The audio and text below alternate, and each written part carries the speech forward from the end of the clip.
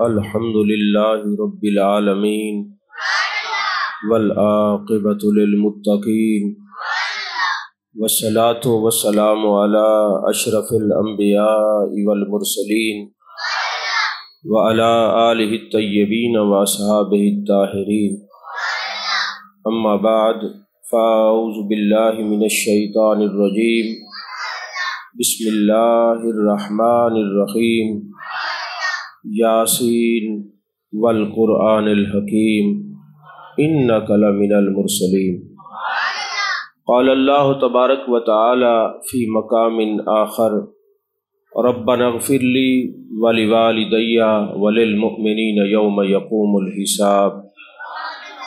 قال النبی صلی اللہ علیہ وسلم، انما انا رحمت مہدات۔ قال النبی صلی اللہ علیہ وسلم، لو کان مسلما فاعتقتم عنہ او تصدقتم عنہ او حججتم عنہ بلغہ ذلک۔ صدق اللہ العظیم و صدق رسولہ النبی الکریم الامین المکین الرؤوف الرحیم۔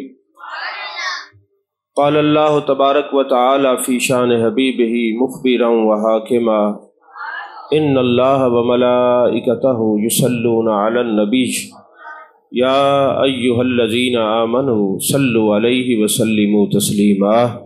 اللہم صلی علی سیدنا و مولانا محمد وعلی آل سیدنا و مولانا محمد وبارک وسلم وصلی علیہ۔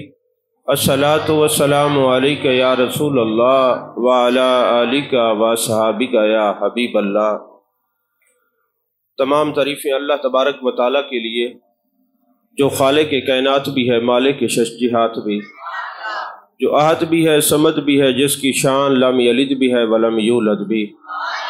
لا تعداد ہدیہ درود و سلام بارگاہ سید الانام، شفیع رحمت، والی امت، شاہ خوباں، جان جانا، شہنشاہ حسینہ، سید سربراں، سیاہ لامکاں، تتیمہ دوراں، سرخیل زہرہ جمالاں، رازدان ما اوہا، شاہد ما طغا، صاحب علم نشرہ، معصوم آمنہ، احمد مجتبیٰ حضرت محمد مصطفیٰ صلی اللہ علیہ وآلہ وصحبہ وبارک وسلم کی دربار ناز میں اپنی عقیدتوں، ارادتوں، محبتوں کا خراج پیش کرنے کے بعد اللہ جل مجدہ کی توفیق اور عطا سے آج ہم ایصال ثواب کی مجلس میں موجود ہیں۔ اللہ تبارک و تعالیٰ سے دعا ہے اللہ تعالیٰ مرحوم کے درجات بلند فرمائے، مقام علیین میں اعلیٰ مقام نصیب فرمائے۔ یہ جو ایصال ثواب کی مجالس ہوتی ہیں، اس کے کچھ مقاصد ہیں۔ پہلا مقصد یہ ہوتا ہے کہ ایصال ثواب کی مجالس میں جو ورثاء ہوتے ہیں ان سے اظہار تعزیت کیا جاتا ہے، اور دوسرا مقصد یہ ہوتا ہے کہ اپنی موت کو بھی یاد رکھا جائے اور اپنی موت کی تیاری کو مد نظر رکھتے ہوئے اس بات کا عہد کیا جائے، میرے مالک جو بندہ دنیا سے چلا گیا ہے، ہر جانے والا بتا کے جا رہا ہے، اب میں جا رہا ہوں، اس کے بعد تمہارا نمبر ہے۔ اور تیسرا مقصد ایصال ثواب کی مجالس کا یہ ہوتا ہے کہ قرآن خوانی کی جائے، اللہ تبارک و تعالیٰ کا ذکر کیا جائے۔ ذکر اذکار کرنے سے اللہ جل مجدہ مختلف انعامات اپنے بندے کو عطا فرماتا ہے۔ میرے آقا کریم صلی اللہ علیہ وسلم ارشاد فرماتے ہیں، دلوں کو زنگ لگتا ہے جس طرح لوہے کو زنگ لگتا ہے، اور لوہے کا زنگ اتارنے کے لیے ریگ مار اور مختلف ذرائع استعمال کیے جاتے ہیں۔ اسی طرح جب دل کو زنگ لگتا ہے تو اس کو اتارنے کا واحد ذریعہ اللہ تبارک و تعالیٰ کا ذکر ہے۔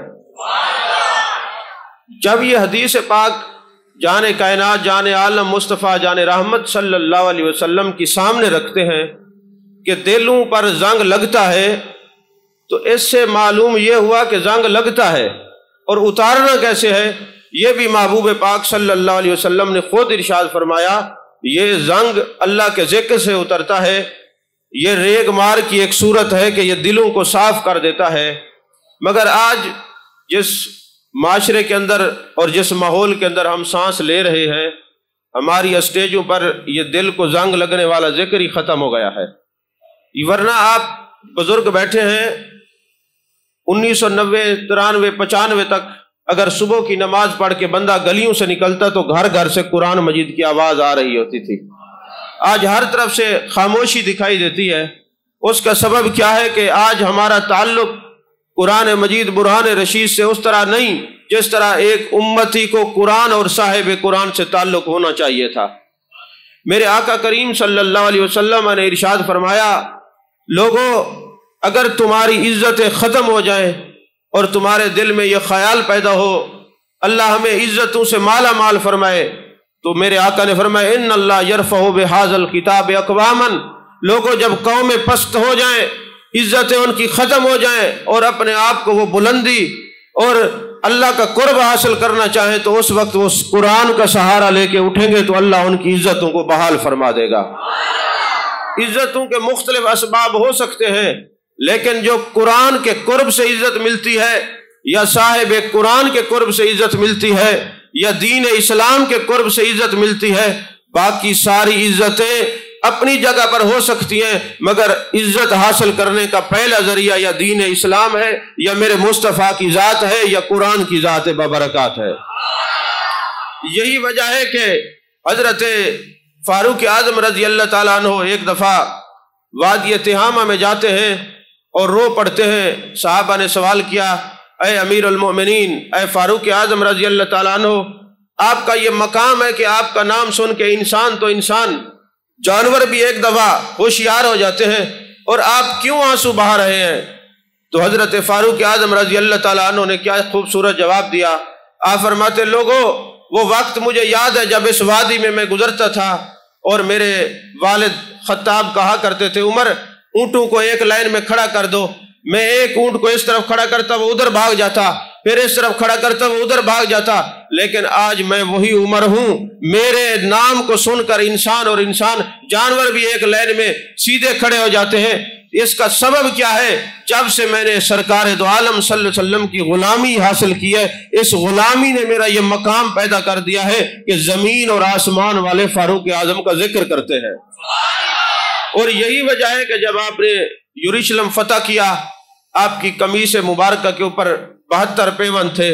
حضرت ابو عبیدہ بن جراح رضی اللہ تعالیٰ عنہ نے عرض کی، حضور یہ دنیا دار لوگ ہیں، ان کے سامنے اچھے کپڑے پہن کے جائیں تو ان پر اثر پڑتا ہے، تو حضور یہ میرا آپ یہ کرتا نیا ہے لے لیں اور اپنا پیوند زدہ کرتا مجھے دے دے۔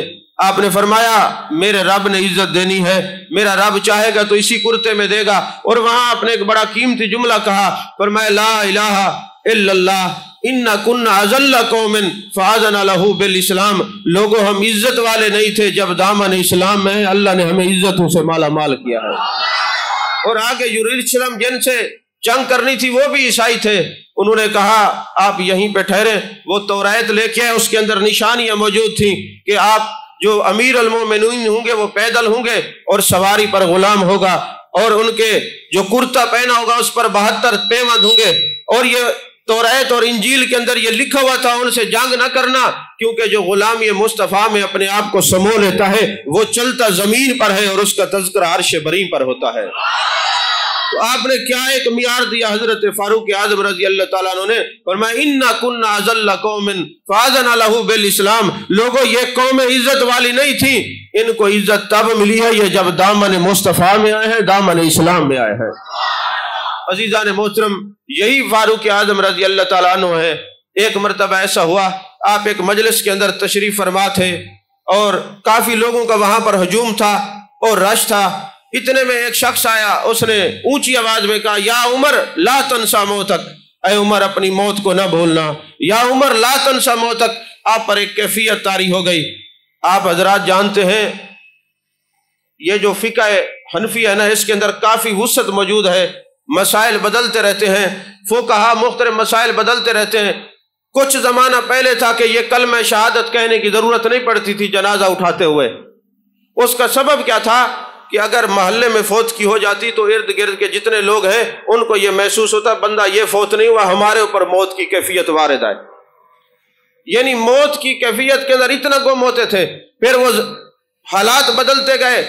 اب یہ ہوتا ہے کہ جو فوت کی پہ آتے پہلے سوال ہوتے ہیں تو انہوں پتہ کس طرح چلیا سی، تو انہوں کسی نے فون کیتا ہے کیڑی شاید تے آئے ہو، سپیشل گڈی تے آئے ہو یا کیڑی شاید تے. یعنی حالات بدلتے گئے. اب جنازہ اٹھایا ہوتا ہے اور سیاسی گفتگو ہوتی ہے، علمی مجالس ہوتی ہیں تو اشارے کنائے ہوتے ہیں اور اپنے اپنے لوگ کاموں میں مصروف ہوتے ہیں. ورنہ وہ زمانہ بھی تھا کہ امام مالک کو جب کوئی آتا دروازے پہ دستک دیتا پوچھتے کس لیے آئے ہو، دنیا کا مسئلہ پوچھنا ہے یا جان کائنات جان عالم مصطفیٰ جان رحمت صلی اللہ علیہ وسلم کی حدیث سننی ہے؟ وہ کہتے دنیا کا مسئلہ پوچھ رہے ہیں تو کھڑے کھڑے جواب دیتے. اور اگر کہتے جی حدیث پاک سننی ہے تو کہتے محبوب پاک صلی اللہ علیہ وسلم کی حدیث پاک کا یہ ادب ہے جہاں یہ بیان کی جائے وہاں بندہ صاف ستھرے کپڑوں سے جائے، غسل کر کے جائے، خوشبو لگا کے جائے اور پھر حدیث بیان کرنے والا اس کیفیت میں ہو کہ میں جان کائنات صلی اللہ علیہ وسلم کی جو ارشادات ہے وہ بیان کرنے والا ہوں، سننے والا بھی بے توجہی کا مظاہرہ نہ کرے. جب یہ کیفیات ہو تو یہ دین اسلام کی برکات دل پر نزول کرتی ہے.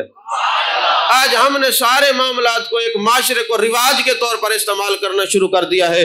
یار ہم نہیں جائیں گے تو لوگ کیا کہیں گے، رشتہ دار اور عزیز و اقربا کیا کہیں گے. اکابرین نے کیا فرمایا، جہاں مجلس ذکر مصطفیٰ صلی اللہ علیہ وسلم ہو، جہاں درود و سلام کی مجلس ہو، جہاں درس قرآن کی مجلس ہو، جہاں محبوب علیہ السلام کے فرمودات کی مجلس ہو، اس مجلس میں کیفیت یہ ہونی چاہیے ہم جو محبوب کا ذکر سن رہے ہیں، جس محبوب کا ذکر سن رہے ہیں وہ کملی والے آقا ہمیں ملاحظہ بھی فرما رہے ہیں. اور یہی وجہ تھی کہ حضرت امام مالک کو کوئی بندہ کہتا ہم نے جان کائنات جان عالم مصطفیٰ جان رحمت صلی اللہ علیہ وسلم کی حدیث سننی ہے تو آپ فرماتے ایسے حدیث کا ادب یہ ہے کہ میں کھڑے کھڑے حدیث بیان نہیں کروں گا. آپ جاتے غسل کرتے، کپڑے پہنتے، امام شریف باندھتے اور پھر آ کے مسند ارشاد پر بیٹھتے اور پھر کہتے قال قال رسول اللہ صلی اللہ علیہ وسلم. فرمائے محبوب کی حدیث کا ادب یہ ہے کہ وہاں ادب سے بیٹھا جائے اور جان کائنات صلی اللہ علیہ وسلم کے فرمودات کو سنا جائے. وہ فاروق اعظم رضی اللہ تعالیٰ عنہ بیٹھے ہیں تو بندہ کہتا ہے لا تنسا موتک، اے عمر موت کو نہ بھولنا. آپ پر ایک کیفیت طاری ہو گئی، آنکھوں سے آنسو روا ہو گئے. فرمانے لگے اے نوجوان، آج کے بعد تیری ڈیوٹی یہ ہے کہ روزانہ آیا کر اور مجھے یہی ایک ہی جملہ کہا کر، یا عمر لا تنسا موتک، اے عمر موت کو نہیں بھولنا. اب وہ آتا رہا، وقت گزرتا رہا. آپ نے فرمایا میں تجھے ہر مہینے اس بات کا وظیفہ دوں گا کہ تو آ کے مجھے موت یاد کرواتا ہے. وہ وقت گزرتا گیا، کچھ عرصہ گزرا. آپ نے فرمایا نوجوان اب تمہیں آنے کی ضرورت نہیں ہے، اب مجھے یہ کہنے کی ضرورت نہیں ہے یا عمر لا تنسا موتک. کہنے لگے حضور والا کیا میری بات کے اندر تاثیر نہیں رہی، یا آپ مجھ سے ناراض ہو گئے یا آپ نے بندہ بدلی کر لیا؟ فرمایا تاثیر ذکر موت میں اسی طرح رہتی ہے، کہنے والا کوئی بھی ہو اور بتانے والا کوئی بھی ہو. اب تجھے کہنے کی ضرورت نہیں ہے، اللہ نے مجھے ایسا پیغام دینے والا پیغام بھر دیا ہے کہ اب تیرے کہنے کی ضرورت نہیں. اے فاروق اعظم وہ کیوں؟ فرمایا اب میری داڑھی کے اندر سفید بال آنا شروع ہو گئے، یہی تو مجھے بتاتے خود یہ بال کہتے یا عمر لا تنسا موتک، اب تجھے موت کو بھولنے کی ضرورت نہیں ہے، تیرے رب کی طرف سے تجھے بلاوا آ چکا ہے. عزیزان محترم، یہ مجالس رواج کے طور پہ نہیں ہونی چاہیے بلکہ لوگوں کا تعلق ہونا چاہیے قرآن مجید برہان رشید سے، کہ جب قرآن سے تعلق ہوگا تو اللہ عزتوں اور عظمتیں جو ہے انسان پر نچھاور کرتا ہے. اب یہ جو میں نے آپ کے سامنے سورہ یاسین شریف کی 3 آیات پڑھنے کا شرف حاصل کیا ہے، آپ توجہ سے سماعت فرمائیں گے تو آپ کو بات سمجھ آئے گی. اللہ تعالیٰ نے فرمایا یاسین والقرآن الحکیم انک لمن المرسلین. یہاں حفاظ بھی کافی بیٹھے ہوئے ہیں، آپ گھر جا کے نا قرآن مجید کو کھولیے، دیکھیے. آپ قرآن مجید کو جب پڑھیں گے نا سورہ یاسین شریف کو تو سورہ یاسین کی ہر آیت یا نون پر ختم ہوتی ہے یا میم پر ختم ہوتی ہے. پوری سورہ یاسین کی آیات بینات، یاسین والقرآن الحکیم انک لمن المرسلین علی صراط مستقیم، یہ یا نون پر یا میم پہ ختم ہوتی ہے. اب غور کریں یہ سورہ یاسین کی پوری آیات، اس کا جو آخری لفظ ہے وہ نون ہے یا میم ہے، اس کا سبب کیا ہے؟ مفسرین کرام نے فرمایا چونکہ لفظ نون سے محبوب کی نورانیت اور نبوت کا اظہار ہوتا ہے اور لفظ میم سے جان کائنات، جان عالم مصطفیٰ جان رحمت صلی اللہ علیہ وسلم کے لفظ محمد کی تجلی کے اثرات نظر آتے ہیں۔ تو فرمایا یہ سورہ یاسین پوری جان کائنات صلی اللہ علیہ وسلم کی نعت ہے۔ فرمایا سورہ یاسین سے تعلق پیدا کرو، یہ قرآن مجید کا دل ہے۔ بندے کا دل بند ہو جائے، بندے کی زندگی ختم ہو جاتی ہے، اور قرآن کے دل سورہ یاسین سے تعلق ختم ہو جائے، مصیبتیں رنج و آلام کثرت سے گرتے ہیں۔ میرے آقا نے فرمایا جو سورہ یاسین کو روزانہ تلاوت کرتا ہے سارا دن اللہ تعالیٰ اس کی حفاظت اپنے ذمہ کرم پہ لے لیتا ہے، رنج اور مصائب اور مصیبتیں اس کے قریب نہیں آتی۔ فرمایا یہ جو یاسین شریف ہے، پوری سورہ یاسین، یہ جان کائنات جان عالم مصطفیٰ جان رحمت صلی اللہ علیہ وسلم کی نعت بابرکات ہے۔ میرے آقا نے فرمایا ایک نعت وہ ہوتی ہے جو کوئی بندہ لکھتا ہے، اور ایک نعت وہ ہوتی ہے جو خالق کائنات خود لکھتا ہے۔ اب آپ ذرا اس بات پہ غور کریں، ہمارے اندر جو ہے نا ایک رواج پا چکا ہے، جب محفل نعت ہوتی ہے نا، دور دور سے نعت خوانوں کو بلاتے ہیں، اور تلاوت ایک چھوٹی سی ہوتی ہے، مشکل سے کوئی پڑھنے والے قاری تھوڑے سے چند تعداد میں رہ گئے ہیں۔ کبھی آپ نے یہ غور کیا ہے جس بندے نے نعتیں لکھی ہیں، بندوں کے لکھے ہوئے کلام کو تو ہم اتنا اہمیت دیتے ہیں، جو رب نے اپنے یار کی صورت پر قرآن اور کلام لکھا ہے، اس قرآن کو ہم کیا اہمیت دیتے ہیں؟ ہم نے قرآن مجید برہان رشید کو محفل سے نکالا، اور ان لوگوں نے اپنے گھروں سے نکال دیا۔ اب آپ یہاں پہ جتنے بیٹھے اپنے دل پہ ہاتھ رکھ کے اپنے خدا کے سامنے اپنے آپ کو حاضر ناظر سمجھ کے دیکھیں، کتنا عرصہ بیت گیا آپ نے اپنے گھروں میں قرآن مجید نہیں کھولا، کتنا وقت گزر گیا۔ قرآن چیخ چیخ کے یہ بتا رہے میں رب کا کلام ہوں، تم مجھ سے تعلق جوڑو گے، اور کلام الہی میرے آقا نے فرمایا یہ جو قرآن مجید ہے یہ اللہ کی رسی ہے، یہ حبل ممدود ہے، مسدود ہے۔ فرمایا کس لیے؟ اللہ تبارک و تعالیٰ کے محبوب نے فرمایا جس طرح کوئی کنویں میں گرتا ہے نا، اس کو نکالنے کے لیے رسی پھینکتے ہیں، ایک سیرا ہوتا ہے جو گرا ہوا ہے اس کے ہاتھ میں، اور ایک سیرا ہوتا ہے جو نکال رہا ہے اس کے ہاتھ میں۔ فرمایا یہ قرآن مجید وہ رسی ہے جب کوئی پستی اور ذلت میں گر جاتا ہے، جب قرآن کا آسرا کرتا ہے، اللہ تبارک و تعالیٰ اس کو کھینچ کے اپنی جانب اپنے قرب کے پردوں میں چھپا لیتا ہے۔ یعنی قرآن مجید کا تعلق تب ہوگا جب دل کے اندر آپ کو صاحب قرآن کی محبت نظر آئے گی۔ اگر آپ نے قرآن مجید کو اتنا ہم نے چھوڑا کہ بس قرآن پاک کی تلاوت ہو رہی ہے، لوگ باتیں کر رہے ہیں کیونکہ توجہ نہیں ہے، اشارے کنائے کونیاں مار رہے ہیں، تلاوت ہو رہی ہے، پتہ نہیں یہ کس کا کلام ہو رہا ہے۔ میرے آقا کریم صلی اللہ علیہ وسلم نے فرمایا مسند احمد کی حدیث پاک ہے، جب کوئی بندہ کسی مجلس اور محفل میں جاتا ہے اور قرآن پڑھنے والے قرآن پڑھتے ہیں، کسی ایک آیت کو سن کر اگر اس سامعین میں سے کسی کی آنکھ میں سے محبت قرآن میں آنسو نکلتا ہے، وہ بندہ جب مر کے قبر میں جاتا ہے تو اس کی قبر نور علی نور کر دی جاتی ہے۔ وہ دوسرے فرشتوں سے پوچھتا ہے یارو میرے اعمال تو ایسے نہ تھے، یہ میری قبر نور علی نور کیوں ہو گئی؟ فرشتے بتائیں گے فلاں مجلس میں تو گیا تھا اور قرآن مجید کی تلاوت ہو رہی تھی اور تو نے محبت قرآن میں آنسو بہائے تھے، وہ ایک قرآن مجید کی آیت کا اتنا نور ہے کہ تیری قبر کو روشن کر دیا ہے، تیری قبر کو نور علی نور کر دیا ہے۔ تو یارو اگر قرآن کی ایک آیت کا نور یہ ہے کہ قبر کو منور کر دیتا ہے، تو پھر سارے قرآن کی محبت کا نور کتنا ہوگا؟ پھر وہ قیامت تک نسلوں میں وہ نور چلتا ہے، اور چہرے پر قرآن کی محبت کا نور عیاں نظر آتا ہے کہ اس کا تعلق قرآن سے بھی ہے اور صاحب قرآن سے بھی ہے۔ تو فرمایا یاسین والقرآن الحکیم، جب یہ کوئی سورہ یاسین کی تلاوت کرتا ہے نا تو اس کا دل مزکہ مصفہ ہوتا ہے، اور فرمایا یہ سورہ یاسین وہ ہے جو مرنے کے بعد قبر کے اندر قبر کو روشن کرتی ہے، اور یہ قرآن کا تعلق وہ ہے جو بندے کو مرنے نہیں دیتا۔ اب محبوب فرماتے ہیں جو تعلق قرآن ہے وہ بندے کو مرنے نہیں دیتا، اور ہماری سوچ کیا ہے کہ جب بندہ مر رہا ہوتا ہے ہم اس وقت سورہ یاسین پڑھتے ہیں۔ قرآن تو آیا تھا ہمیں زندگی دینے کے لیے، ہم نے اس کا استعمال کہاں کیا؟ بندے کو مارنے کے لیے۔ اب سوچ یہاں پہ بدل گئی۔ میرے آقا کریم صلی اللہ علیہ وسلم نے جو فرمایا کہ جب کوئی بندہ دنیا سے جا رہا ہے اس کو سورہ یاسین سنایا کرو، اس کی روح جو ہے وہ آسانی سے نکلے گی۔ تو محدثین فرماتے اس کا سبب کیا ہے؟ فرمایا یہ وہ محبوب کی لکھی ہوئی نعت ہے، یاسین، یا کا معنی ہوتا ہے آئے، سین کا معنی ہے سردار۔ اللہ فرماتا ہے اے میرے سردار، والقرآن الحکیم، مجھے قرآن کی قسم ہے، انک لمن المرسلین، تو ہے رسولوں میں سے، تو سید الانبیاء ہے، تو سید المرسلین ہے۔ یعنی اللہ اپنے محبوب کی شان اور عظمتیں بیان فرما رہا ہے۔ فرمایا جب بندے کو سورہ یاسین پڑھتے پڑھتے، یہ رب کی لکھی ہوئی نعت پڑھتے پڑھتے اس سورہ یاسین کا ربط اس بندے کی روح سے ہو جائے گا، اور جان کنی کے وقت نزاع کے عالم میں اس پر موت کی کیفیت طاری ہوگی، تو کہا اس کو سورہ یاسین سنائی جائے، کیونکہ سورہ یاسین نعت مصطفیٰ ہے، اس کی روح اس سے تعلق کر چکی ہے۔ اب اس کو سورہ یاسین سنو تاکہ یہ موت کی سختی سے بچ جائے۔ سورہ یاسین مارنے کے لیے نہیں ہے بلکہ بچانے کے لیے ہے۔ سورہ یاسین مارنے کے لیے نہیں ہے، یہ بلا معذرت کے ساتھ یہ بچانے کے لیے ہے، اور ہم نے اس کو مارنے کے لیے رکھا ہوا ہے۔ اور وہ بھی کب رکھا ہوا ہے کہ جب کہیں کل خانی پہ جاتے ہیں۔ اب یہ بھی رواج ختم ہوتا جا رہا ہے، بس وہ اللہ ماشاءاللہ جو حفاظ کرام ہوتے ہیں نا، وہ بھی کوشش کرتے ہیں کوئی 2-4 صفحات پڑھ لیے اور اس جگہ پہ جا کے بیٹھے جہاں گٹھلیاں پڑی ہوتی ہیں، یہ قرآن نہ پڑھنا پڑے۔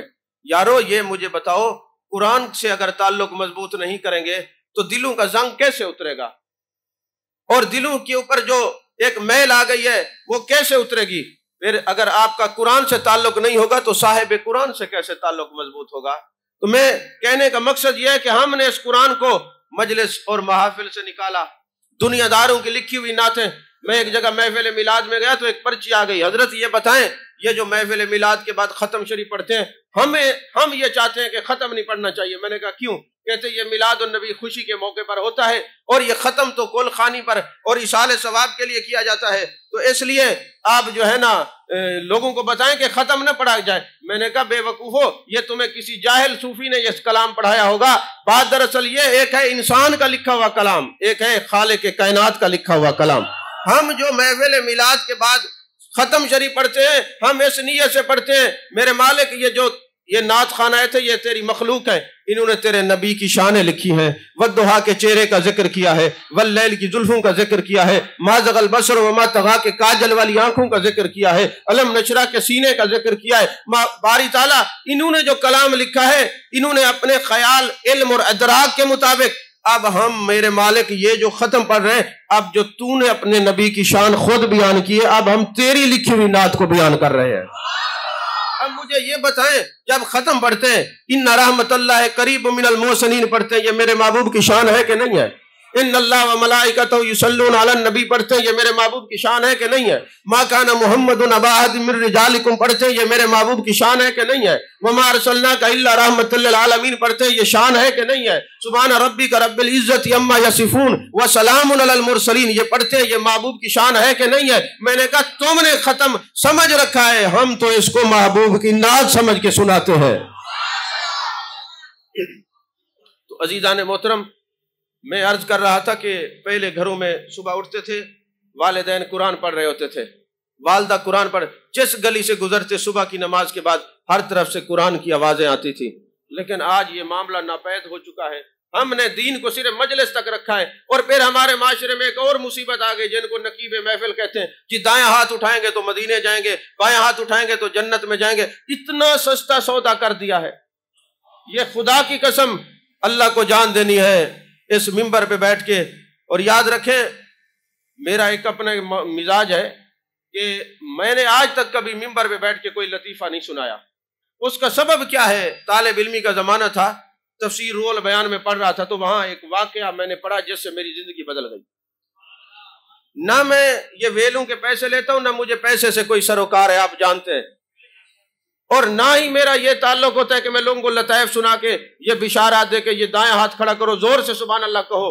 ابھی اتنی دیر آپ نے تقریر آدھا گھنٹوں کے، میں نے کہا ہے کہو سبحان اللہ، میں نہیں کہتا، اس لیے کہ جو محبوب کی شان سن کر، والضحیٰ کے چہرے کا ذکر سن کے، جس کی زبان پہ لفظ سبحان ہے، اللہ تو اتنا پاک ہے کہ اتنا سونا یار بنایا ہے، تو جو اپنے رب کی تعریف خود نہ کر سکے، کوئی ڈنڈے سے تھوڑی کرائی جاتی ہے۔ اور بھئی کئی لوگ تو زیادہ سنجیدہ فکر کے ہوتے ہیں کہ ہم نے سبحان اللہ کہہ دیا تو لوگ کہیں گے وہ ملک صاحب، خان صاحب، چودھری صاحب وہاں مجلس میں بیٹھ کے سبحان اللہ کہہ رہے تھے، کیا کہیں گے؟ میں نے کہا کرو تاکہ یہ بھی گواہ ہو جائے، یہ در و دیوار بھی گواہ ہو جائے کہ کبھی نہیں بولا تھا، وہاں جا کے یار کا ذکر سن کے تیری تعریف تو کرتا ہی رہا ہے نا۔ گواہ بنانے سے کیوں ڈرتے ہو؟ یہ سنجیدہ نہیں ہے، یہ غیر سنجیدگی ہے۔ قرآن کہتے ہیں لا یغتب، کسی کی غیبت نہ کرو، زبان نہیں ٹلتی۔ لا تجسسو، کسی کی ٹو میں جاسوسی میں نہ رہو، نہیں ٹلتے، صرف اللہ کا ذکر کرنے پہ شرمندگی ہوتی ہے۔ ہم نہیں کہتے نہ جنت اتنا سودا سستا نہیں ہے. اگر یہ سودا اتنا سستا ہوتا تو جب حضرت بلال رضی اللہ تعالیٰ عنہ کو امیہ بن خلف نے بیچا تھا تو کتنے کا پتہ ہے آپ کو؟ حضرت ابو بکر صدیق رضی اللہ تعالیٰ عنہ جب گئے نا تو امیہ بن خلف نے کہا میں ان کا 5 اوقیہ سونا لوں گا، 5 اوقیہ سونا. آپ نے فرمایا یہ لو. تو امیہ بن خلف کیا کہنے لگا؟ کہتے ابو بکر صدیق میں سمجھتا تھا آپ بڑے تاجر ہیں، لیکن آپ کو تو تجارت کرنے کے اصول کا پتہ نہیں. میری نظر میں تو بلال کی قیمت 1 اوقیہ سونا بھی نہیں، تو نے 5 دے دیے. آپ کو پتہ ہے 5 اوقیہ سونا اس وقت کتنا بنتا ہے؟ 32 تولے بنتا ہے، 32 تولے. اور 32 تولے اس وقت کتنے کروڑوں روپے میں جا پہنچتے ہیں. تو یعنی حضرت بلال جو اپنے یار تک پہنچے ہیں نا تو اتنا قیمت ادا کر کے پہنچے، صرف سبحان اللہ کہہ کے نہیں پہنچے. توجہ ہے کہ نہیں ہے؟ یہ صرف آپ لوگوں کو دھوکہ دیا جا رہا ہے. اپنی مجالس کو قرآن سے مزین کیا جائے، اپنی مجالس کو ان شعراء کے کلام سے مزین کیا جائے جو نعت بھی لکھتے ہیں اور نعت والے محبوب کا دیدار بھی کرتے ہیں. جو محبوب علیہ السلام کی عظمتوں اور شانوں کو آپ کی اس نعت کا کیا فائدہ، جب شریعت نے ہمیں اصول دیا ہے کہ اگر آپ نوافل کثرت سے پڑھتے رہیں، فرائض کو ترک کر دیں تو وہ نوافل منہ پہ ماری جائیں گی. ساری رات آپ محفل میں بیٹھے رہیں، صبح کی نماز بھی نہ پڑھیں. نماز فرض ہے، نماز نہ پڑھنے سے آپ کی محفل قبول نہیں ہوگی، منہ پہ ماری جائے گی. نماز بھی پڑھیں اور محبوب کی محفل کا ذکر بھی سجائیں، پھر دیکھیں ودھوہا کے چہرے والے محبوب کیسے راضی ہوتا ہے. تو یاد رکھیں اس قرآن کا تعلق جب تک نہیں ہوگا سینے میں، ہر جانے والا بندہ یہ بتا کے جا رہا ہے میں جا رہا ہوں، پیچھے تم نے آنا ہے. آج ہمیں یہاں بیٹھ کر اپنے دل سے اور اس دل میں جو دل بھر ہے اس سے یہ وعدہ کرنا چاہیے میرے مالک جب تک ہم زندہ رہیں گے محبت قرآن بھی نہیں چھوڑیں گے، محبت صاحب قرآن بھی نہیں چھوڑیں گے. پھر آپ دیکھیں اور میرے آقا کریم صلی اللہ علیہ وسلم نے ارشاد فرمایا لوگوں جو قرآن سے تعلق مضبوط کرتا ہے وہ کبھی کسی کا محتاج نہیں ہوتا. اب آپ دیکھیں نا لاکھوں روپے ہم کماتے ہیں، تنخواہیں بڑی بڑی ہیں، برکت نہیں ہے. اور ایک مسجد کا امام ہے اس کو 7,000 تنخواہ ملتی ہے، اس کا گزارا بڑے ٹھاٹ سے ہو رہا ہے. اس کا وجہ کیا ہے کہ آپ کو نظر آتا ہے کہ صرف 7,000 کمائی ہے. جو گنبد خضرا کے مکی سے فیضان ملتا ہے وہ ان آنکھوں سے نظر نہیں آتا، وہ دل کی کیفیت سے محسوس ہوتا ہے. ان کو جو اس در پہ کھڑا ہو جاتے ہیں اس کو در در سے بھیک مانگنے کی ضرورت ہی نہیں پڑتی. تو میرے آقا نے فرمایا لوگوں سورہ یاسین اور پورے قرآن سے تعلق بنایا کرو. اور مسند احمد کی حدیث پاک ہے کہ جو بندہ سورہ یاسین کی تلاوت کرتا ہے تو وہ کبھی کسی کا محتاج نہیں ہوتا. اور دنیا میں جب تک وہ زندہ رہتا ہے اگر کسی کا کوئی کام رکا ہوا ہو، ہم اپنے پیر و مرشد کے بتائے وظیفے کتنے شوق سے پڑھتے ہیں، لیکن یہ نبیوں کے پیر کا بتایا ہوا وظیفہ ہے. امام الانبیاء سید الانبیاء صلی اللہ علیہ وسلم کا وظیفہ فرمایا تمہارا کوئی کام رک جائے تو تم نے سورہ یاسین پڑھنی ہے، عالم تیقن پر فیض ہو کر پڑھنی ہے. ابھی سورہ یاسین مکمل نہیں ہوگی تمہارا کام پہلے ہو جائے گا. ایک محدث گزرے جن کا نام سید ناصر الدین ہے، تفسیر ناصری جو ہے عربی کے اندر یہ موجود ہے، الحمدللہ ہماری لائبریری میں ہے یہ.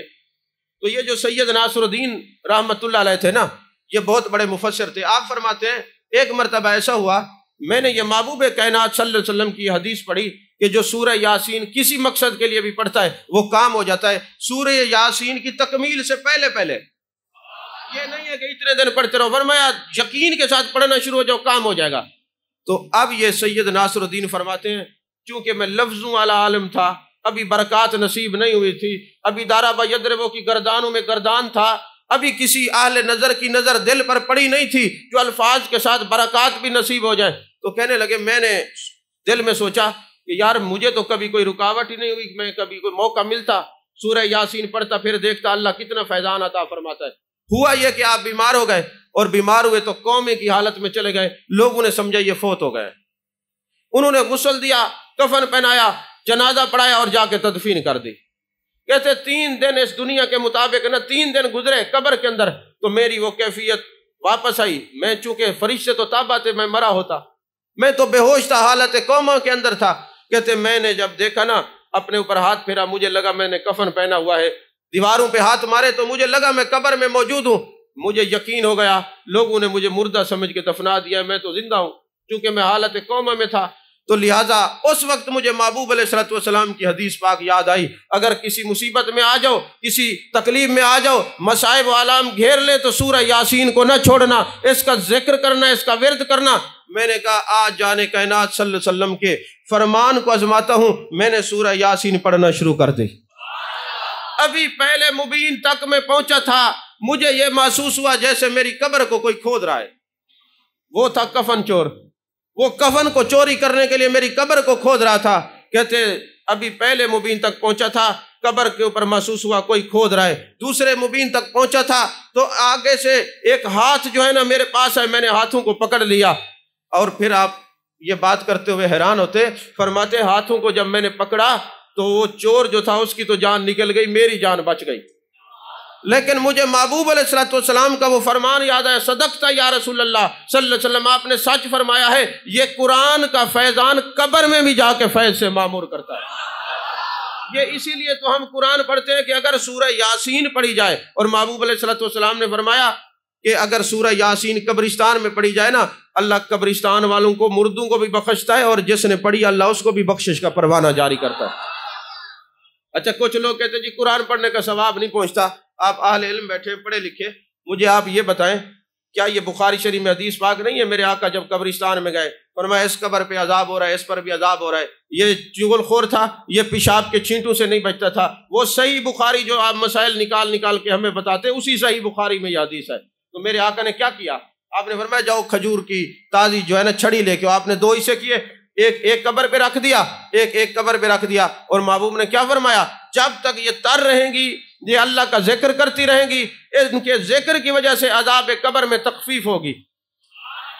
تو یارو مجھے ایک بات بتائیں، وہ چھڑی افضل ہے یا انسان اشرف المخلوقات ہے؟ تو اگر چھڑی تر ہو تو وہ قبر پہ رکھ دی جائے تو قبر میں عذاب قبر میں تخفیف ہوتی ہے۔ اگر مومن قبر پہ بیٹھ کے اپنی زبان کو ذکر سے کر لے تو پھر قبر عذاب ہوتا ختم ہوگا کہ نہیں ہوگا؟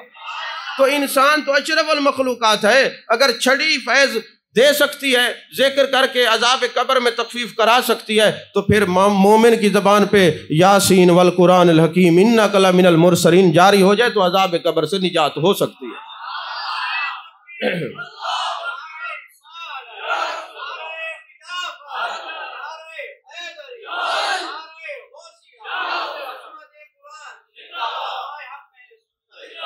اپنا راز تو نہیں ہو رہا ہے، کیونکہ میرا مزاج ایسا نہیں ہے کہ میں کہوں زور سے سبحان اللہ کہو کہ جنت میں جاؤ گے، میں کہوں گا عمل سے زندگی بنتی ہے، جنت بھی جہنم بھی۔ یہ خاکی اپنی فطرت میں نہ نوری ہے نہ ناری ہے، اتنی آسانیاں نہیں ہیں، اتنا سستا سودا نہیں ہے۔ فرماتے میں وہ کفن چور مر گیا، میں قبر سے باہر نکلا، میں نے اپنے کپڑے اس کو پہنائے جو کفن تھا، اور اس کے کپڑے اتار کے پہن کے اپنے علاقے میں گیا، اور علاقے کے چوروں کو کون نہیں جانتا، چاہے وہ عقیدے کے چور ہوں یا سامان کے چور ہوں، سامان کے چور ہوں یا ایمان کے چور ہوں، علاقے والے سب کو جانتے ہیں، علاقے والوں کی نظر سے کوئی چیز چھپی ہوئی نہیں ہوتی۔ میں اس کے گھر گیا، میں نے کہا میں تو بچ گیا ہوں سورہ یاسین کی برکت سے، اور مجھے محبوب علیہ الصلوۃ والسلام کے فرمودات کا ادراک ہو گیا، اور مجھے پتہ چل گیا کہ جان کائنات، جان عالم مصطفیٰ، جان رحمت صلی اللہ علیہ وسلم خود نہیں بولتے، وما ینطق عن الہوی ان هو الا وحی یوحی، اللہ فرماتے میرا یار خود نہیں بولتا جب تک اس کا رب اس کو کہے نا میرے یار تو بول۔ تو محبوب نے فرمایا یہ قرآن فیض دیتا ہے۔ تو میں عرض کر رہا تھا کہ طالب علمی کے زمانے میں میں نے بات پڑھی روح البیان کے اندر، تو اس کے بعد میری زندگی گزر گئی، کبھی سٹیج کے اوپر میں نے کوئی لطیفہ نہیں سنایا، اور جب میں تقریر کرتا ہوں میری کیفیت عجیب ہو جاتی ہے۔ اور وہ کیا واقعہ ہے، علماء بیٹھے ان کے کام آئے گا۔ حضرت سید علی حلبی رحمۃ اللہ علیہ بہت بڑے بزرگ ہیں، وہ فرماتے میں اپنی مسجد کے اندر تقریر کر رہا تھا، جب میں تقریر کر کے ابھی فارغ ہوا تو مجلس میں سے ایک بندہ کھڑا ہوا، اس نے کہا حضرت ایک بات بتائیں، اگر الٹی آ جائے، قے آ جائے تو کیا وضو ٹوٹ جاتا ہے؟ تو میں نے کہا ٹوٹ جاتا ہے۔ اب جب میں گھر گیا رات کو سویا تو جان کائنات، جان عالم مصطفیٰ، جان رحمت صلی اللہ علیہ وسلم کی مجھے زیارت نصیب ہوئی۔ میرے آقا نے فرمایا علی حلبی مسئلہ پوچھ تو لیتا، منہ بھر کے الٹی آئی ہے یا تھوڑی سی آئی ہے، اور پھر جو اجزاء ہیں تم نے دوبارہ نکلے ہیں یا نکال دی ہیں، پوری نوعیت جدا جدا ہے، ہر الٹی سے وضو نہیں ٹوٹتا، ایک کیفیت ہوتی ہے، مسئلہ تو پورا بتایا کر۔ میں نے کہا حضور جس بندے نے مسئلہ پوچھا ہے میرا پکا مقتدی ہے، نمازیں میرے پیچھے پڑتا ہے، میں اس کو یہ بتا دوں گا، لیکن یا رسول اللہ صلی اللہ علیہ وسلم ایک عقدہ تو حل فرما دیں، میں شہر حلب کے اندر ہوں، آپ گنبد خضرا میں جلوہ گر ہیں، مسئلہ میری مسجد میں پوچھا گیا، یہ مسئلہ میرا آپ تک کیسے پہنچا ہے؟ تو میرے آقا کریم صلی اللہ علیہ وسلم نے ارشاد فرمایا، اے علی حلبی یاد رکھ، یہ جو مصلی ہے یہ میرا ہے، یہ جو ممبر ہے یہ بھی میرا ہے، جب کوئی امام مصلی پہ کھڑا ہوتا ہے ہم اس کا قرآن سنتے ہیں، اور جب کوئی خطیب ممبر پہ بیٹھتا ہے یہ ممبر میرا ہے، وہ عارضی طور پہ بیٹھا ہے، میرے نائب کی حیثیت سے ہر خطیب کا خطبہ ہم خود ارشاد فرماتے ہیں، سنتے ہیں، ہم ملاحظہ فرماتے ہیں، ہم سنتے ہیں۔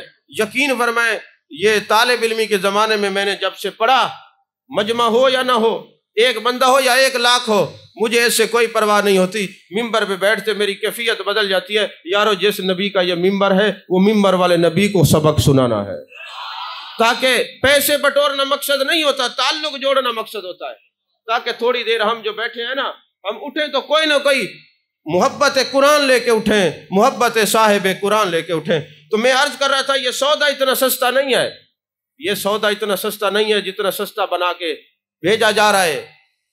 قرآن کو اپنے سینے میں مزین کرو۔ میرے آقا کریم صلی اللہ علیہ وسلم نے فرمایا انما انا رحمت مہدات، اللہ نے مجھے تمہارے لیے ہدیہ رحمت بنا کے بھیجا ہے۔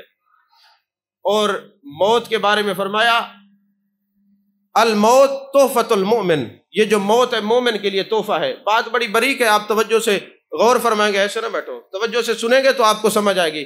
یہ جو موت ہے یہ بھی تحفہ ہے، اور محبوب علیہ الصلوۃ والسلام کی ذات ببرکات بھی تحفہ ہے۔ اب یہ دونوں تحفے اکٹھے کب ہوتے ہیں؟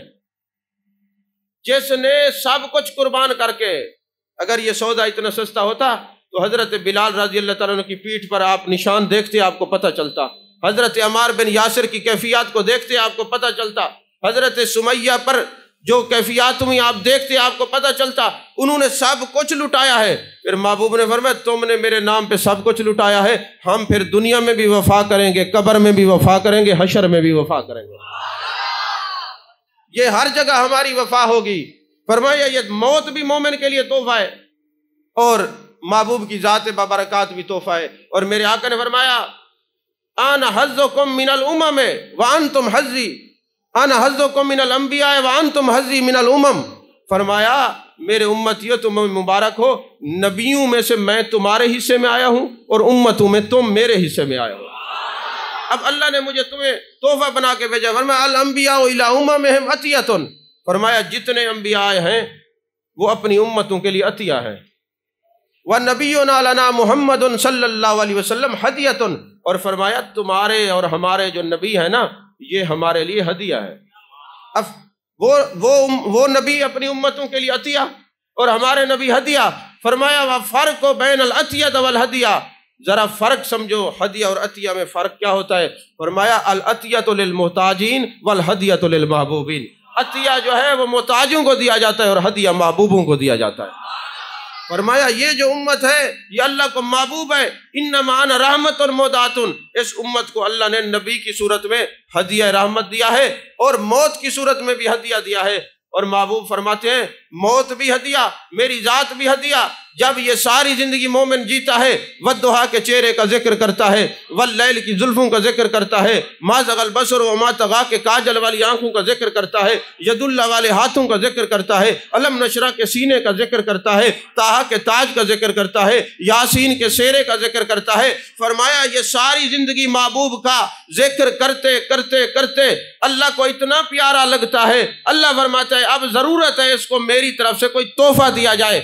آپ دیکھتے نہیں بندہ فوت ہو جائے کہتے یہ اللہ کو پیارا ہو گیا، زندگی میں پیارا نہیں تھا، پیارا تھا لیکن اب پیار کی کیفیت بڑھ گئی۔ فرمایا یہ بندہ مجھے اتنا پیارا ہو گیا ہے اور پیار کی وجہ سے میں اس کو کوئی تحفہ دوں، اور کون سا تحفہ دوں؟ اس کو موت کا تحفہ دیتے ہیں، اور یہ موت مٹانے کے لیے نہیں آتی، جب یہ قبر میں جائے گا تو یہ مصطفیٰ سے ملانے کے لیے آتی ہے۔ تو اس کو میں موت کا تحفہ دے کر ہدیہ رحمت تک پہنچاتا ہوں۔ ارے کافر مرے، فاسق مرے، منافق مرے، اس کی قبر جہنم کا گڑھا ہے، اور کوئی عاشق رسول دنیا سے جائے، کوئی مومن دنیا سے جائے تو فرمایا موت اس کو مٹاتی نہیں ہے، یہ موت تو پل ہے، موت تو بہانہ ہے، یہ مٹانے کے لیے نہیں آتی بلکہ والضحیٰ والے چہرے والے مصطفیٰ سے ملانے کے لیے آتی ہے۔ ابھی آپ دو باتیں چھوٹی سی عرض کر کے گفتگو ختم کر رہا ہوں۔ آپ حضرات جانتے ہیں کہ جب بندہ دنیا سے چلا جاتا ہے ہم اس کو غسل دیتے ہیں کہ نہیں دیتے؟ بولیے، اس وارڈ میں دیتے ہیں غسل کے ایسے دفنا دیتے ہیں؟ غسل دیتے ہیں، کفن پہناتے ہیں، خوشبو لگاتے ہیں۔ اچھا آپ کو یہ پتہ نہیں ہے کہ قبر جو ہے وہ زمین کے اندر ہوتی ہے، مٹی ہوتی ہے، پتہ ہے نا؟ اچھا کئی لوگ میلاد النبی کے مہینے میں فتوے لگاتے ہیں کہ یار یہ جو آپ پیسے میلاد پہ لگاتے ہیں یہ آپ کسی بیوہ مساکین کو دے دیا کریں، اتنا خرچہ کیوں کرتے ہیں؟ جب یہ بندہ فوت ہوتا ہے اس وقت بھی تو فتویٰ دیا کرے نا، بھئی ایک علاقہ تھر ہے وہاں پانی میسر نہیں ہے، جو تم نے غسل دینا ہے یہ پانی ادھر بھجوا دو، جو لٹھے کا کفن بناتے ہو یہ ادھر بھجوا دو، بڑی ضرورت ہے کپڑوں کی، لیکن کوئی فتویٰ نہیں دیتا۔ آخر کیوں؟ کبھی آپ نے یہ غور کیا ہے کہ جب یہ بندہ فوت ہو جائے اس کو غسل دیتے ہیں، اس کو کفن پہناتے ہیں، اس کو خوشبو لگاتے ہیں، پھر مٹی کے اندر جا کے رکھ دیتے ہیں۔ میرے آقا کریم صلی اللہ علیہ وسلم نے فرمایا لوگو اس بات کو سمجھو کہ یہ جس کو آپ غسل دے رہے ہیں، کفن پہنا رہے ہیں اور مٹی کے اندر رکھ رہے ہیں، یہ اس کے لیے نہیں کر رہے ہیں بلکہ قبر میں والضحیٰ کے چہرے والے محبوب کی زیارت ہونی ہے، یہ تیاری کرائی جاتی ہے، یہ تیار ہو کے جائے اور مصطفیٰ کی زیارت کرے۔ یہ کفن، یہ خوشبو، یہ غسل، یہ محبوب علیہ السلام کی حدیث پاک ہے، روح البیان کے اندر ایک کافور لگایا کرو اپنے مردوں کو۔ اب دیکھیں میرے آقا کتنے لجپال ہیں۔ تو کسی نے پوچھا یا رسول اللہ صلی اللہ علیہ وسلم یہ کافور مردے کو کیوں لگاتے ہیں؟ میرے آقا نے فرمایا جب تک جسم کے اوپر کافور کی خوشبو کے اثر آئے گا کیڑے مکوڑے میرے امتی کے قریب نہیں آئے گا۔ اتنا لجپال نبی، فرمایا ان کو خوشبو لگایا کرو۔ اب یہ تیاری کرائی جا رہی ہے محبوب علیہ السلام کی زیارت کے لیے۔ اور آپ حضرات جانتے ہیں جب جنازہ پڑھایا جاتا ہے تو میت کو آگے رکھا جاتا ہے، پھر امام کھڑا ہوتا ہے، پھر پیچھے مقتدی کھڑے ہوتے ہیں۔ کبھی آپ غور تو فرمائیں جب یہی بندہ زندہ تھا مسجد میں نماز پڑھنے جاتا تھا امام کے پیچھے ہوتا تھا، عیدین کی نماز پڑھتا پیچھے ہوتا، جمعے کی نماز پڑھتا امام کے پیچھے ہوتا۔ یارو آج اس نے مر کے کیا کر لیا ہے کہ یہ امام کے آگے ہے اور امام اس کے پیچھے ہے اور عوام اس کے پیچھے ہے، اس کا سبب کیا ہے؟ میرے آقا فرماتے امام شعرانی نے سوال کیا عالم رویا کے اندر یا رسول اللہ وجہ کیا ہے اس مردے کو آگے کیوں رکھتے ہیں؟ فرمایا شعرانی نادان ہو گیا ہے، تجھے نہیں پتا اب یہ تیاری کر چکا ہے زیارت مصطفیٰ کی، اب اس کی اکرام یہ اس کو آگے رکھا جائے باقی سارے اس کے پیچھے چلے۔ یعنی اگر آپ پوری اس کیفیات کو دیکھیں نا تو یہ محبوب علیہ السلام کے اس ہدیہ رحمت تک پہنچنے کے اسباب اور ذرائع ہیں۔ اور میرے آقا کریم صلی اللہ علیہ وسلم نے فرمایا لوگوں جب تم اپنے مردے کو قبر کے اندر رکھا کرو نا تو اس کے منہ سے جو ہے نا کفن ہٹا دیا کرو۔ آپ کہتے نہیں اوپر سے کرو یار بند کھول دے یہ چہرہ سامنے نظر آندہ رہے، کہتے ہیں نا، یہ کس لیے کہتے ہیں؟ میرے آقا نے فرمایا وجہ صرف یہ ہے اس کے چہرے سے کپڑا ہٹا لو، اگر اس کے چہرے پہ کپڑا ہوا ہم قبر میں تشریف لائیں گے ہم تو دیکھ لیں گے نبی کی نگاہ سے کوئی چھپا نہیں ہوتا، لیکن اس کے چہرے سے کپڑا ہٹا دو جب بھی اس کی آنکھ کھلے سامنے والضحیٰ کے چہرے والے مصطفیٰ پر نظر پڑے، واللیل کی زلفوں والے محبوب کو دیکھے، ما زغ البصر وما طغیٰ کے کاجل والے آنکھوں والے محبوب کو دیکھے، پردہ بھی حائل نہ ہو اس کے چہرے پر، جیسے اس کی آنکھ کھلے سامنے محبوب کی زیارت کرے۔ یہ محبوب تیاری کروا رہے ہیں۔ فرمایا جب یہ قبر میں جائے گا پھر فرشتے سوال پوچھیں گے تو ما کنت تقول فی ھذا الرجل، اور ابن شیبہ کی حدیث پاک کہ مرنے والے سارے برابر نہیں ہیں، جس طرح سب کی زندگی برابر نہیں ہے نا اس طرح موت بھی برابر نہیں ہے، پھر قبر کے احوال بھی برابر نہیں ہے۔ میرے آقا نے فرمایا 3 قسم کے لوگ دنیا سے جاتے ہیں۔ پہلا بندہ وہ جاتا ہے جس نے مجھے مانا ہے صرف کلمے کی حد تک، میری شان اور عظمت کی بات آ جائے اس کا چہرہ عجیب ہو جاتا ہے، اس کے چہرے کے اوپر عجیب کیفیت ہو جاتی ہے کہ یہ محبوب کا اتنا ذکر کیوں کرتے ہیں۔ محبوب نے فرمایا ایسا منافق و تباہ شخص جب قبر میں جائے گا فرشتے پوچھیں گے من ربو کا ما دینوں کا ما کنت تقول فی ھذا الرجل، وہ کہے گا لا ادری لا ادری لا ادری، میں نہیں جانتا۔ اب مجھے ایک بات بتائیں، ابو جہل بھی تو مرا ہے نا، ابو لہب بھی مرا ہے، تو قبر میں تو سب کے پاس آ کے سوال فرشتے پوچھتے ہیں، ساری زندگی وہ محبوب کو دیکھتے رہے، قبر میں جب سوال ہوئے تو کہا لا ادری، تو پتہ چلا یہاں کا دیکھنا مقبول نہیں ہے، اس دل کا دیکھنا مقبول ہوتا ہے۔ جس نے دل سے مانا ہے اس کی قبر بھی اچھی ہوگی، وہ جواب دے سکے گا۔ میرے آقا نے فرمایا منافق سے پوچھا جائے گا وہ کہے گا لا ادری، میں نہیں جانتا، اور مومن جس کو کلمہ نصیب ہوا ہے اس سے پوچھا جائے گا وہ فٹافٹ جواب دے گا۔ پوچھا جائے گا من ربو کا، وہ کہے گا اللہ ربی، ما دینوں کا، تو وہ کہے گا دینی الاسلام، ما کنت تقول فی ھذا الرجل، تو وہ پھر کہے گا مر کے آیا ہوں اس دل ربا کے واسطے۔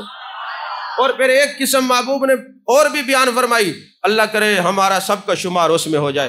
محبوب علیہ الصلوۃ والسلام نے فرمایا جب میرا دیوانہ مستانہ میرے عشق میں مبتلا رہنے والا شخص قبر میں جائے گا، یقین فرمائے ہر چیز میں اختلاف ہو سکتا ہے لیکن موت میں کسی کو اختلاف نہیں ہے۔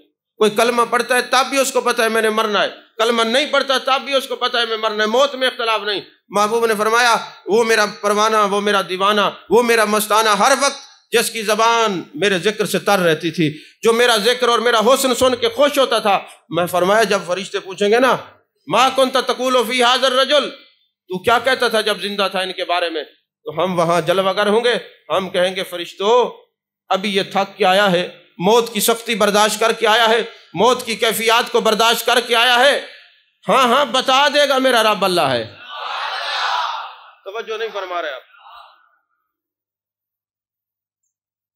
سب کو پتہ ہے، آپ ادھر ہو کے بیٹھے حدیث کے وقت نہیں سوال کرتے، میں یہی تو پہلے بتا رہا ہوں ادب ہوتا ہے حدیث پاک کا، سب کو پتہ ہے، آپ کو نہیں پتہ بھائی جائز نہیں ہے۔ ایسے مسائل محفل میں نہیں پوچھتے، پرچی لے کے دیتے پھر جواب آ جاتا ہے۔ آپ جب سرکار دو عالم صلی اللہ علیہ وسلم کی کوئی حدیث بیان کی اس کو سن کے پھر سوال کرتے ہیں۔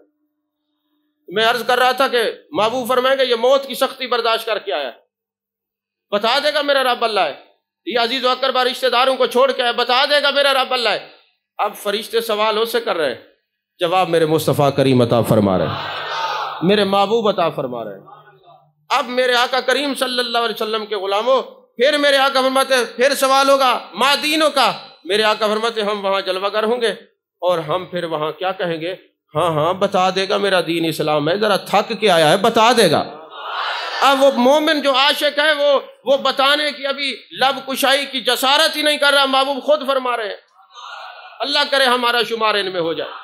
اور پھر فرمایا کہ جب ان سے پوچھا جائے گا ما کنت تقول فی ھذا الرجل، میرے آقا فرماتے ہیں پھر میں ارشاد فرماؤں گا ہاں ہاں یہ ہمیں جانتا ہے ہم اسے جانتے ہیں، بتا دے گا ہمارے بارے میں بھی بتا دے گا، یہ ساری زندگی والضحیٰ کے چہرے پر جو ہے نا ذکر کرتا رہے، واللیل کی زلفوں کا ذکر کرتا رہے۔ علامہ اسماعیل حقی کہتے ہیں ایک دن نا میرے آقا کریم صلی اللہ علیہ وسلم نے حجر اسود کو چوما نا، تو جیسے چوما تو ایک صحابی نے سوال کر دیا حضور اس پتھر سے اتنا پیار، میرے آقا نے فرمایا ہاں ہم نے ابھی اعلان نبوت بھی نہیں کیا تھا، یہ ہماری ذات پر سلام پڑھتا تھا۔ تو یارو جو نبی پتھر کو نہیں بھولا، تو اگر امتی کثرت سے محبت سے درود و سلام پڑھتا ہے تو علامہ اسماعیل حقی کہتے امتی تجھے مبارک ہو، تو نے ساری زندگی محبوب سے محبت کی ہے، فرشتے تو اس سے پوچھیں گے ما کنت تقول فی ھذا الرجل، میرے محبوب فرمائیں گے ہاں ہاں میری ذات پہ ہر پہ درود و سلام پڑھتا تھا۔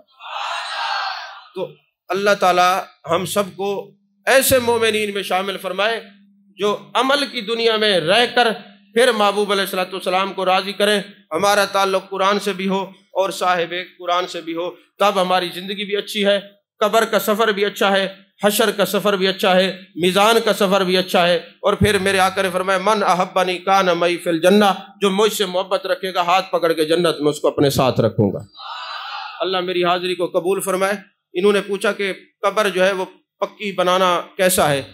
دیکھیں فقہا نے اس پر بڑی بحث کی ہے، کچھ علاقے ایسے ہوتے ہیں جہاں ریت ہوتی ہے، اگر وہاں آپ کچی قبر بنائیں گے تو ابھی اس کو اوپر جو ہے نا آپ ڈاٹ والی بنائیں گے، لحد والی وہ سائڈ والی بن ہی نہیں سکتی ریتلی علاقے میں، کئی جگہ ریت کے ٹیلوں کے اوپر بھی قبرستان ہے نا، وہاں اگر کچی بنائیں گے تو قبر فوراً گر جائے گی۔ تو اکرام میت ضروری ہے، جو زمین پکی ہو جہاں گرنے کا اندیشہ ہو وہاں پکی قبر بنانا منع ہے، اور جہاں پہ ریت ہو اور کچی وہاں بن نہ سکے قبر تو وہاں پہ اگر کوئی پکی اینٹیں بناتے ہیں تو اوپر سے گارے کی چنائی کر دیں، اس کا حکم بھی پھر کچی کا ہو جائے گا، پکی کا نہیں ہوگا، سمجھ آئیے۔ تو جب محبوب علیہ الصلوۃ والسلام کا ذکر و حدیث پاک ہو تو حدیث مکمل ہونے کے بعد سوال کرنا چاہیے۔ اللہ ہم سب کی حاضری قبول فرمائے اور مرحوم کے درجے بلند فرمائے، آمین۔ وآخر دعوانا الحمدللہ۔